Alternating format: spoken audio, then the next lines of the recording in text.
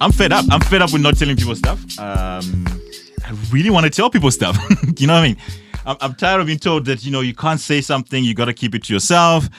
I got something to say. And I thought I'd just invite my friend and he can share because we were talking a couple of weeks back and he just told me that one day that I'm just fed up.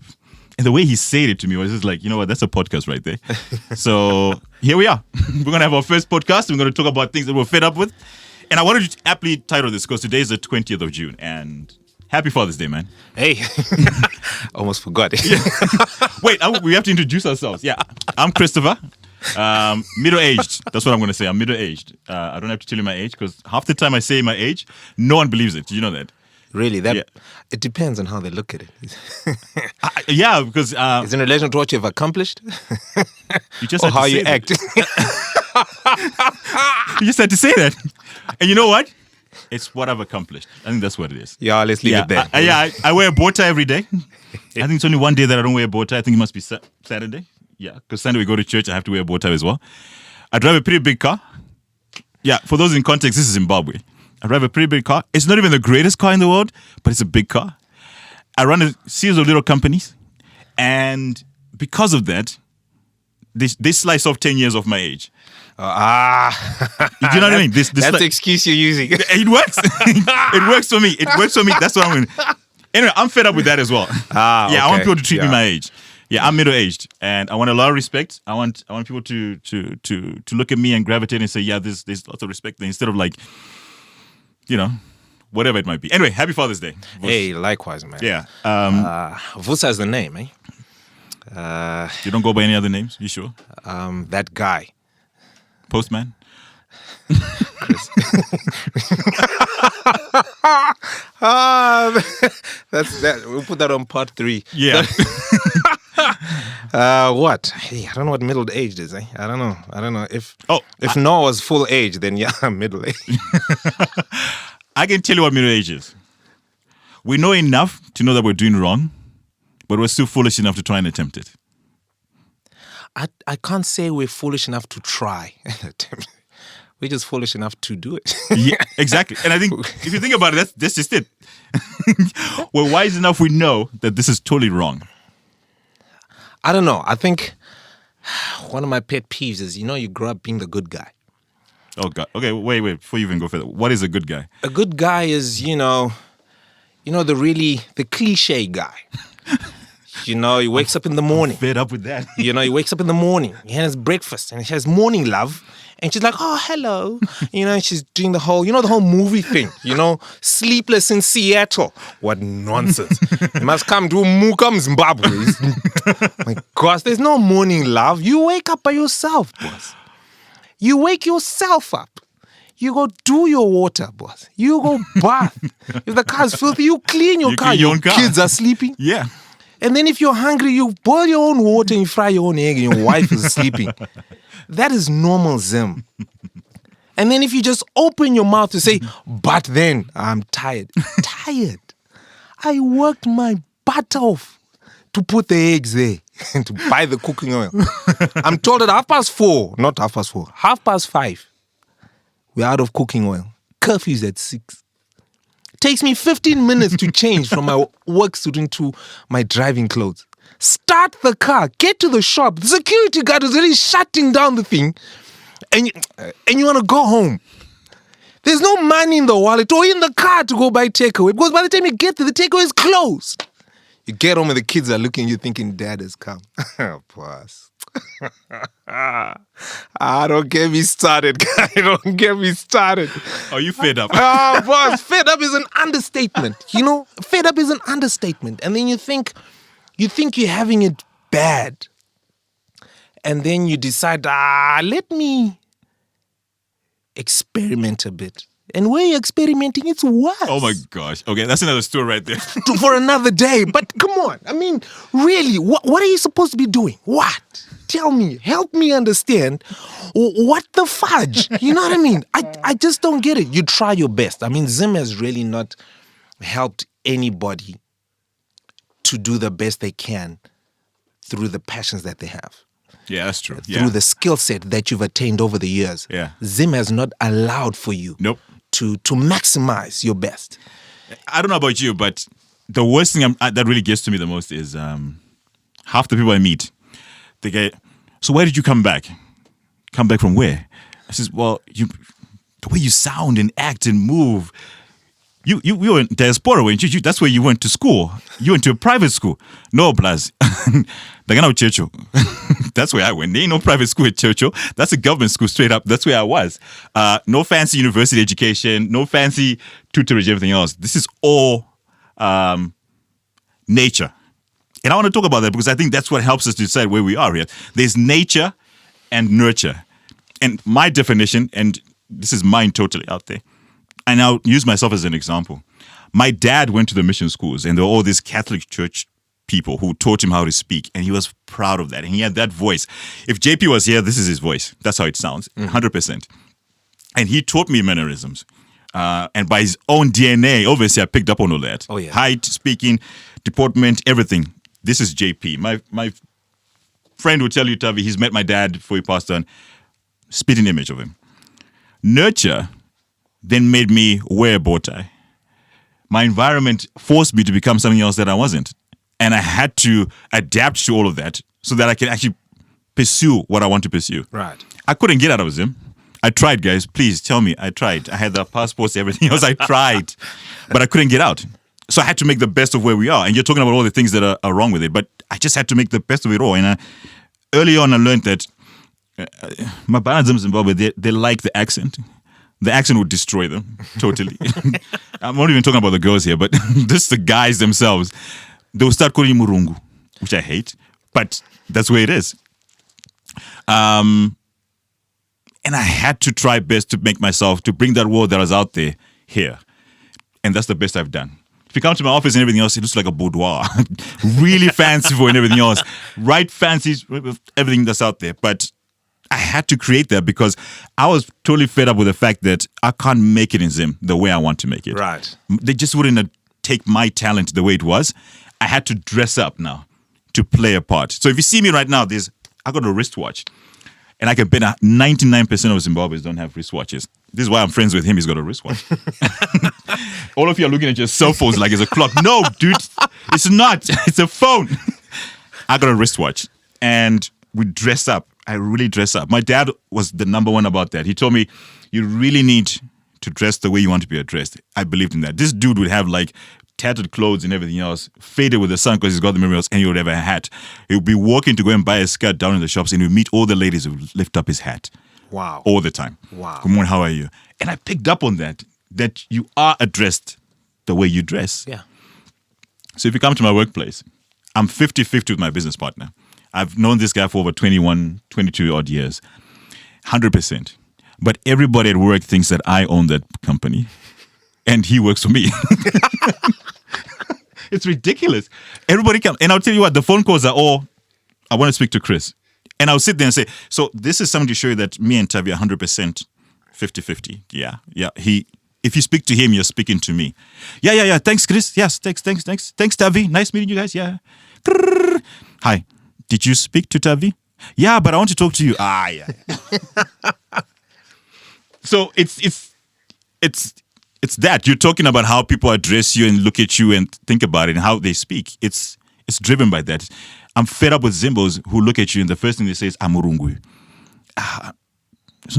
What the hell does that even mean? I've managed to use that to my advantage. I know, eh? Speaking about dads, my dad, he's still alive. God bless him. He was, he started off as a teacher, then a headmaster. And then... now I know why you speak like this. Yeah, and he taught linguistics. Even worse. So at home, wrong pronunciations, wrong enunciations. My gosh, guy. It really got bad. And we had to be very calculating in how we respond to questions asked and questions posed. Yeah. That was the pro. The con was it taught us how to lie effectively. What? I tell you, because you had to know what to say. You had to know how to say it because we knew our dad would think. Wow. So our body language had to be straight. Your sentences could not have a comma. Do not stutter. You know what I mean? And it got to the point where my sister and I, if she listens to this, I'm shot. But when we get home, we didn't have a paved driveway.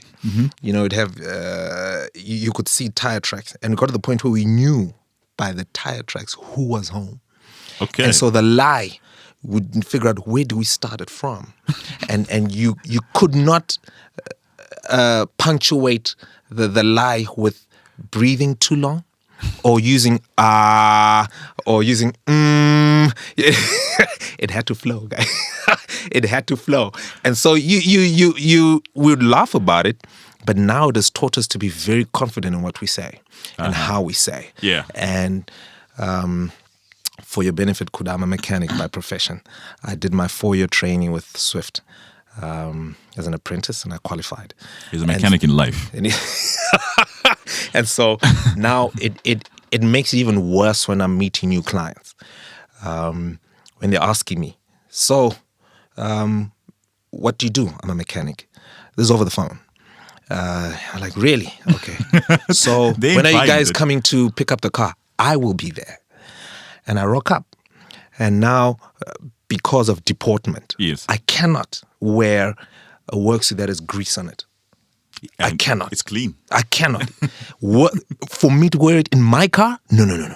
In a client's car? Are you mad?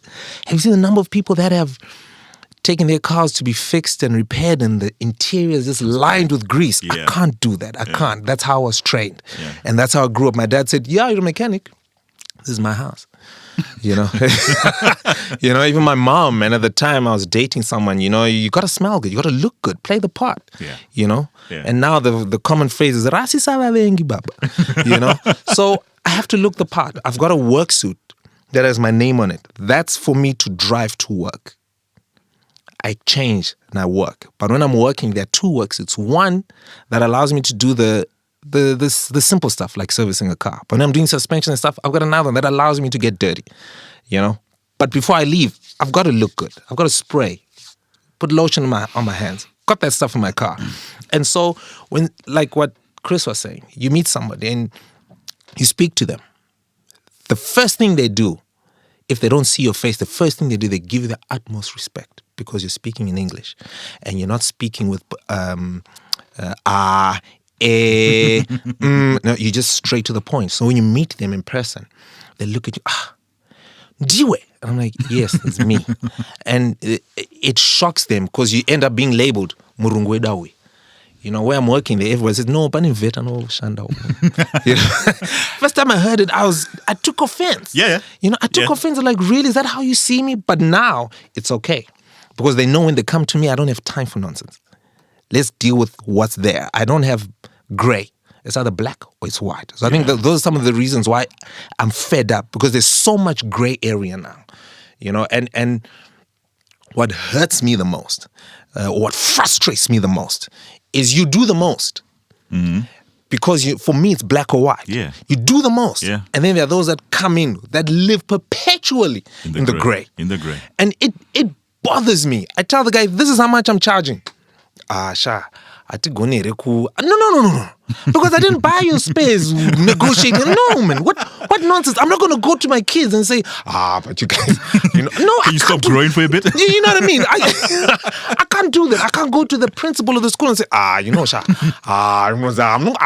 can't do that. Why is that? And, I can't understand that. I totally agree. And for the record, I've never negotiated his fee. Ever. I tell him that I can't pay it now, but I've never negotiated his fee. I always tell him I know where he works. But seriously, I hear you when you say that it seems to be a big thing in Zimbabwe now, that everything is got to stay in the gray sort of area. Oh, yes. It's never really, this is it. You know what I mean? And when we grew up, that was it. You're going to school. That's it. You're going to bed. That's it. You are eating sadza in lacto for 4 days straight. If you get diarrhea, I don't care. That's it. You tell your body there's no diarrhea happening today, boss. But now, there's all gray areas. And the gray areas are, they're in everything. And I can speak on, let me start on clients. Me and my boy, I will not even lie to you. We're fantastic at what we do. We're really good at it. We're so good at it. just last year, all the work came from us from clients outside the country. I never met them. Wow. Never. They don't even know what I look like, besides the Googling and everything else, over the phone. I must be damn good to convince someone to send me over 200,000 rands over the phone. I must be good. I'm showcasing what I am. You know what I mean? Yeah. Here, corporates who can afford this stuff. Yo. And you know what? This is the thing that's I'm really fed up with. And we talked about it is middle management are the ones that actually run the business. You saw the big. So these middle management people have got a big challenge in that they think it's money from their pocket. It's not your money. It's the company's money. But it's to him, I can't give Chris that amount of money. There's no way. No matter how brilliant my project is, I can't give it to them. They're sold on this whole idea that it's going to Chris's money. So I got a logo I've developed. Yeah. So ideally, this is supposed to be $10,000. But we know the economy is weird and everything else, so we're going to do 5,000 for this project. Chris, yakawandisa mari. Azviite. Yeah. And I'm like, what the hell? What the hell? Worse is obviously in 2 minutes. Plus, don't go on the internet, no tutorials. And don't go on. Then go. Oh, yeah. Then go. And I'm fed up with it because they think it's their money, but it's not. And you see their dividends and the profits that they make. We know what you're doing. So why can't you respect me the way I actually respect That's you? the word, respect. So it's not there. There's no respect. There's no respect. Had this clown that came to work and he goes, change my spark plugs. I said, why?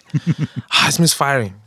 I said, what is it doing? In the morning, and it's misfiring, misrunning. And then when it heats up, everything's fine. I said, okay, I'll change your plugs. But your plugs are not the issue. And the guy bought the plugs. And I said, your plugs are not the issue. He goes, he froze. You know, I don't want to make it sound like I'm being racist, but you know the black thing, when first, I don't go freeze. I don't go stickers. I don't stick. And he looks at you, and it's the penny drops, and it's like, and the penny is loud because you can see his eyes just doing the most. And I said, no, it's not your plugs. He goes, Sakachi. I said, can you see that? That sensor, your fuel temperature sensor, that's blown. Oh, and I got, but I'll change your plugs. Change your plugs. You're coming back next week. Trust me. He froze. He goes, okay, let me buy the sensor. I'm not charge Amari. So I charged the guy. I said, for you. It's an easy $30. He goes, what? The guy goes, what do Sashama? I said, there's the gate. I'm done. Then he looked at me and said, I'm not going to beg you. Yeah, no way. For you to give me money. No. I said, and you don't know what I went through to get this knowledge. Yes. So if you can't handle it, it's okay. Yeah. I don't mind. Leave. You know, I don't know where you stay. You don't know where I stay. And it's fine. Yeah, and then you get to that point where you get so frustrated. Yeah. You're like, no, it's okay. And then I met this guy. I've got a friend who sells cars. I just went to visit him, and then one of his mates rocks up, and he's just done it. He's had his Toyota Runix serviced by a company here. Mm-hmm. Won't mention names. And he goes, look at my car. It's vibrating. It's shaking. Look. I've just come from service. And I had my son in the car. And I said to him, Sean, bring my screwdriver and bring my mutton cloth. And this guy is thinking, what's going on? And so my mate who sells cars just kept quiet. Took the screwdriver, opened, cleaned, just a little. We call it throttle housing. Just cleaned, took the dust from there, put everything back together and said, start the car. It's like the car, it just turned smooth. The guy goes, what? But I said, you went there because of the cost. This I do every day. You know, you went there because it's cheap. Yeah. People don't come to me because they say I'm expensive, but this you would not have encountered. But people are rushing for the cheaper deal because they want to stay in the gray area. Yeah. Guy comes to me, you're so expensive. I said, yeah, because I don't want to see you until it's time for service. Exactly. I don't want to see you. I don't want to see you. I love your money, but I don't want to see your car because if I see your car before 10,000, I look like I don't know what I'm doing. 100%. And so there's no passion in and there's no pride in your skill anymore. No. It's just I used to work with a guy and I said, hey, do this, and that. He goes, no, Yango Yazo, back on my brakes. No, but this. He goes, no, I don't talk about. Oh, he made it sure that it Yeah, happened. ngazika mangwana. Apa ndagadzira, achadzoka mangwana. Just do it now. So that it goes. I hate seeing cars back before service time. I hate it. Where's all that respect gone, though? It went when, look, I don't know whether we call it an economic issue or just socio-economic impact. I don't know, but it went. We're weak. Thank you. We're weak. And we just don't have pride in ourselves. Exactly. In ourselves. Exactly. You know. That's why I started wristwatch. I started with the wristwatch I thing. tell you, it's just, tell time. Before the cell phone. Don't get me started. Before the cell phone, it was, what time are we meeting? 11 o'clock. 11 o'clock. Are you sure? Yeah. 11 o'clock. Let's not blame Zupco. We said 11. You were in town by 10:30. Yes. We had to have it. Remember those Casios? Yes. That just had 2 buttons on the side. We had to have those. So that you're in town by 10:30. Latest 11:45. So that you're standing and you're waiting. You're there by 11. Yeah. Cell phone, 11. I'm on my way. You're freaking drying yourself in the shower. I'm on my way. And you're like, what? I'm on my way. Where's WhatsApp? Because nobody's calling these days. That's another pet peeve. I'm getting fed up with that. Before we even move on that, I wanted to drop a story that I always loved, and my partner even told me on it, is I get my hair cut every week. Not because I got gray hair or anything else. I really got full hair of black hair, and it grows. But I just like that haircut. I just don't like taking care of combing it. And he uses less hair food, though. That's what I keep telling them. And soap. You know that, right? Soap is expensive. It's easier to dry. You got to dry all that stuff. Anyway. So there was a barber. He was cheap as hell. $5. $5 for the whole head. But I'll go leaving. I felt like I was raped. You know when you're violated? Yeah. You say, okay, I got the haircut, but I don't feel good about this. Something's just not right. My partner says, there's a guy who does $10. And you'll feel great. I said, you're lying. And he took me to that place. I felt like someone had made love to me. After that haircut, it was beautiful. Nice shiny surfaces, clean, no smell, no makua from next door. There's always women who are doing makua next door, and they're bringing their drama onto the place where you're working. None of that stuff. And that story was based on a guy who used to charge $5. It's a story, under a tree. And there was another guy next to that tree who used to charge $1. So the dollar guy had a long queue. And people were going. One guy in the $1 queue says to the $5 guy, he says, why drop it to $1 and you have all these people coming to you? He says, nah, I'm not going to do that. So why'd you charge $5? It's going to cost you $5 to fix the $1 shit is done. It goes back to what you talk about service. My partner is, I don't say he's cheap, he's value. He looks for value. I don't want to worry about stuff. So you gave me a quotation for my car. Right? And I showed it to him. He was like, what? That's like a small car. This is my partner, my business partner. And we're yin and yang. And I love him to bits. I love this guy to bits. And I said, I'm going to raise that money and I'm going to give him. Because when he gives me back my car, I'm not going to worry about it. Yeah. I don't want. And I want to pay for that. I want to pay for what we call peace of mind. That's it. I want to pay for that. No gray areas. With you, there'll be no gray areas. Because I'll just say, hey, you know that car that I paid for? There's something wrong. And you know what? You're going to rush over and say, no, there's no way. I'll fix it if there was a problem. That's why I did the 7:30 at night. Yes. He took me from where I was. Waterfalls. I waited. How long did I wait? 3 hours? 3 I waited hours. 3 hours for 2. No, that was 1 minute fix. I waited 3 hours because I knew he could do it. And don't think I didn't try. I asked a couple of people. I phoned. And none of them was. And I did a video call and everything else. No one knew. He just rocks up. Hey, how's it going? Yeah, dinner? Yeah. Uh-huh. So how are you doing? And he was done. But I was okay. In fact, the first time you looked at my car, to show that there are no gray areas, the first time you looked at my car, I asked you and I told that specifically what's wrong with it. This guy comes back and he solved 3 other problems. You remember you changed the cap? Yeah. You changed the other cable. You changed something else. No, the belt wasn't right. The belt wasn't right. I'm thinking, I didn't ask you to touch that, but it felt good. I was at peace. Yeah. There were no gray areas. And that's why I even told my partner that, no, you can go wherever you want to go, bro. It's okay. I'm going to raise that money that's worth a small car to fix my car. There are no gray areas. So no matter what you do or feel, make sure you take good care of yourself. Always. And never give a fuck about anybody else. For FedUp, that's a wrap.